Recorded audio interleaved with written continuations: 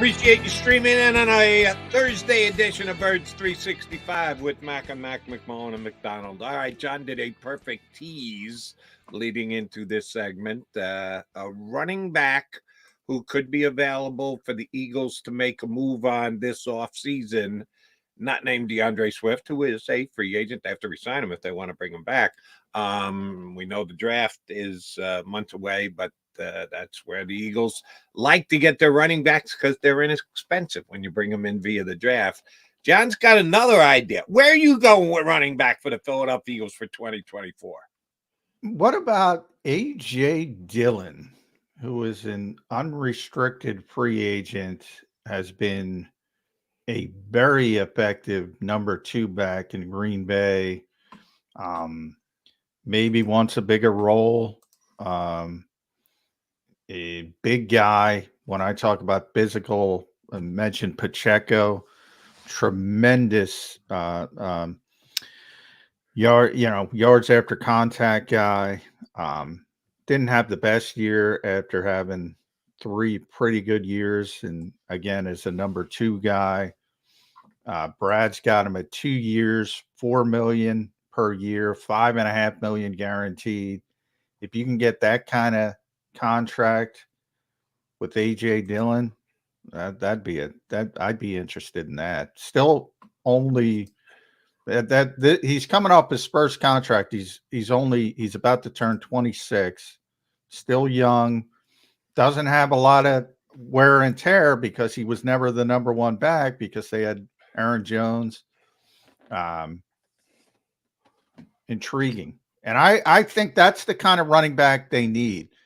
I see people talking about Austin Eckler. One, I think Austin is done from a traffic standpoint. He's not the same player he once was. And 2, I think everybody's obsessed with catching the football. They just don't throw the stinking balls to the back. So I want the chain mover. And this guy can move the chains. And I'd love to see him in an offense like this where he can get 200 carries and see what he could do with it. I'm a fan of AJ Dillon. That's a good name. I like him, and you're right. He's a between the tackles kind of guy. And the Eagles really didn't have that on their roster this year.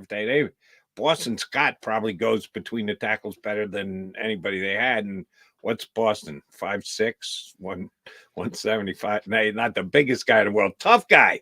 And not afraid to go between the tackles, but he's not exactly going to move a linebacker backwards in a head-on collision. I like the Dillon name. He had 176 carries this year, so 10 carries a game is not bad. That's not like he was underused, but you're right. They use him. Yeah. There's good tread still on that tire. His numbers dropped off across the board this year. 3.4 yards per carry, the least of his 4 years. 2 touchdowns, the least of his 4 years. So, let me get this straight. Spielberg had him at $4 million per year, average annual value. Yeah. 4, and had DeAndre Swift at 6 and change. Yeah. Well, remember, DeAndre's coming off a 1,000-yard season. His numbers are really good. Other teams are going to utilize him more in the passing game. He's a very good receiver, even though he might have not seen that this year all that much in Philadelphia. He's a more well-rounded player. Dillon can catch the ball, but he's not, and they've utilized him. But I think it's an opportunity. The Eagles are always looking. Now, if you remember Green Bay early in the season, they had a bunch of offensive line injuries. That was one of their issues. And as they settled down late, they got better, especially with Aaron Jones was phenomenal in the playoffs. They got better and better in the running game. I think that's an opportunity. I think that's exactly what the Eagles need in this particular offense. He's not going to be Christian McCaffrey catching the football. Nobody is, but they don't do it anyway. So why we keep worrying about that? But let me ask you about that, because you and I agree. And again, it sounds like I consider myself a big Jalen Hurts fan, but I continue to point out where I think Jalen has shortcomings. I don't think he was great at making that all-important split-second read at the line of scrimmage to be able to determine, it's kind of guesswork, what the defense is going to do on a given play. What was it you said?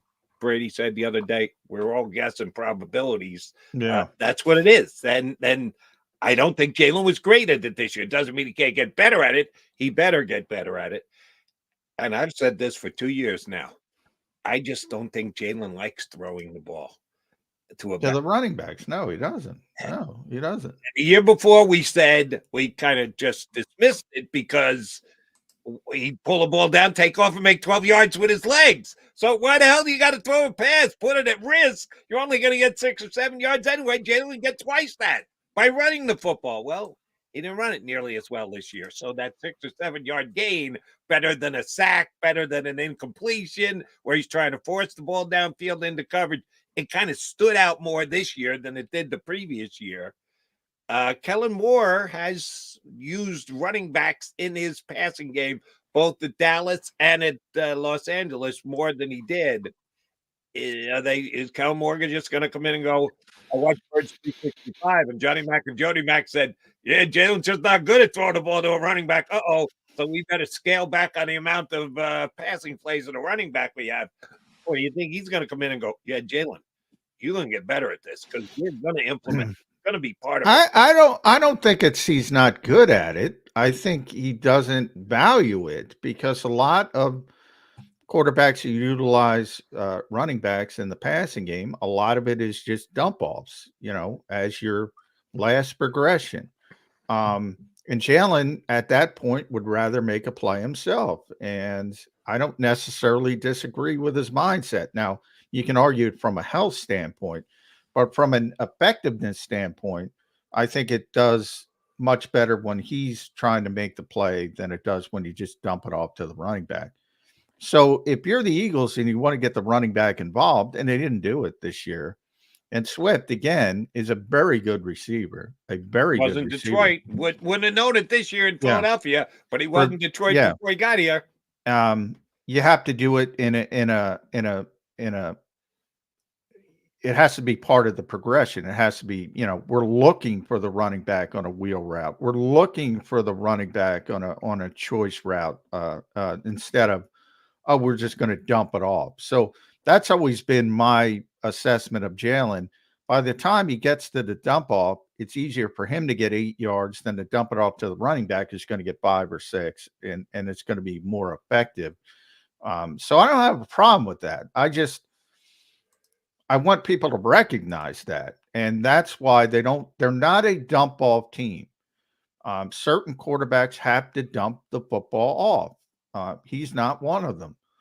I don't think that's a bad thing, but then when I'm building my roster, I'm not as concerned. And by the way, you already have Kenny Gainwell, who's also a good receiver, although people don't know it because the Eagles don't dump the football off.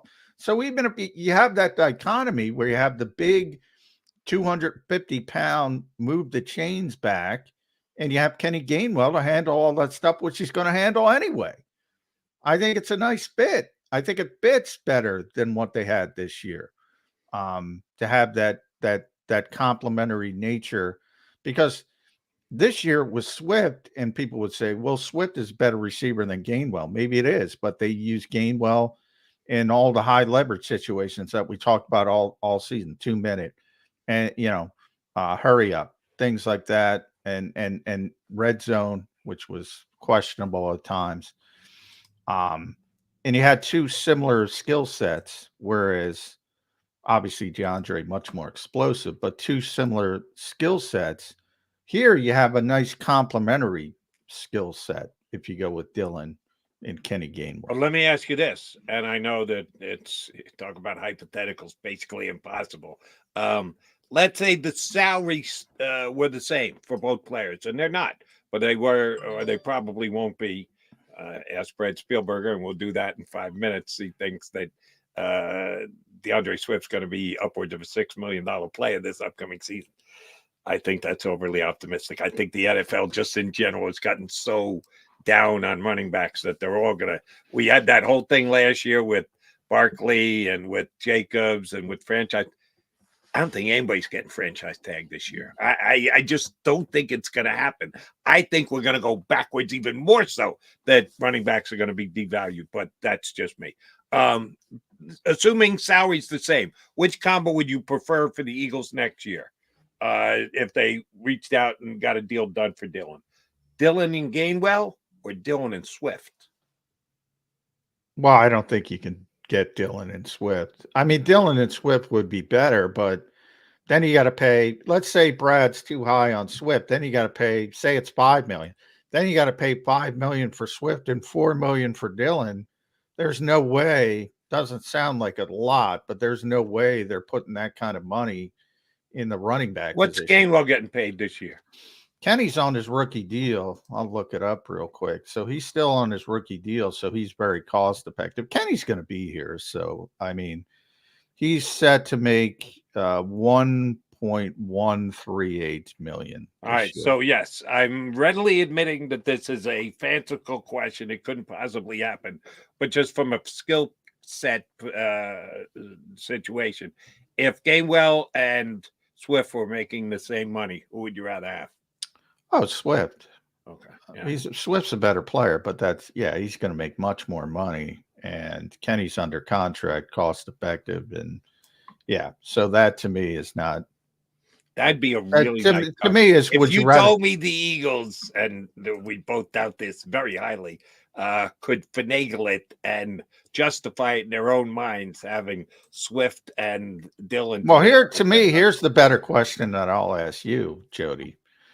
If AJ Dillon and DeAndre Swift cost the exact same, which one would you rather have as the lead back for the Philadelphia Eagles? Swift. See, I'd rather have Dillon for the Eagles, for the reasons I talked about. Boy, I think I'd love to see them have a player like that, just that can really take advantage. And I'm not, again, Swift is more explosive. So, Swift's going to have the 50-yard run and people are going to be excited about it. But, man, if you can just keep pounding and keep pounding and keep pounding with that big body, boy, I think it would make this offense really, really effective. I think you need to have the offset. I think part of what made Dillon effective in Green Bay was they had Aaron Jones. And he was the kind of back who was capable of breaking a big one. And you had to respect that. Kenny Gainwell's not that. So my evaluation of Kenny Gainwell. So if you're not even getting Dillon type numbers out of Dillon, I think Dillon would be. And by the way, while I say all this, Green Bay knows how valuable Dillon is. They'll probably lock him up before he ever hits the open market. So it'll probably be a moot discussion. But that's the kind of player. I always talk about Pacheco. That's the kind of player I'd like to see at running back for the Eagles. Just a big physical guy, just to see what he could do. Because remember, Jalen Hurts is big part of this, and he opens up those small space. Like, you're going to be better in Jalen Hurts. Jordan Love started getting it, and he's very effective as well. So it started, and you saw how good Aaron Jones was in the playoffs. So they're going to get that kind of same bump from the +1 in the running game that the Eagles do. But boy, I'd like to see I'd like to see the Eagles get that type of back with Jalen Hurts, because I think it could be really, really effective. I like Dillon, and I wouldn't mind seeing the Eagles get Dillon, but I like Dillon better as the 1A back. If you've got Dillon and Kenny Gainwell, for me, Dillon's the one. Kenny Gainwell's the 1A. I would rather see someone else and Dillon be the 1A back, and then you'd have a better balance. Just my read. All right, we'll get the read of a guy who knows the league both inside and out, player evaluation-wise, PFF, money-wise, overthecap.com. Our buddy Brad Spielberg scheduled to join us next here on Birds 365. Go to get your game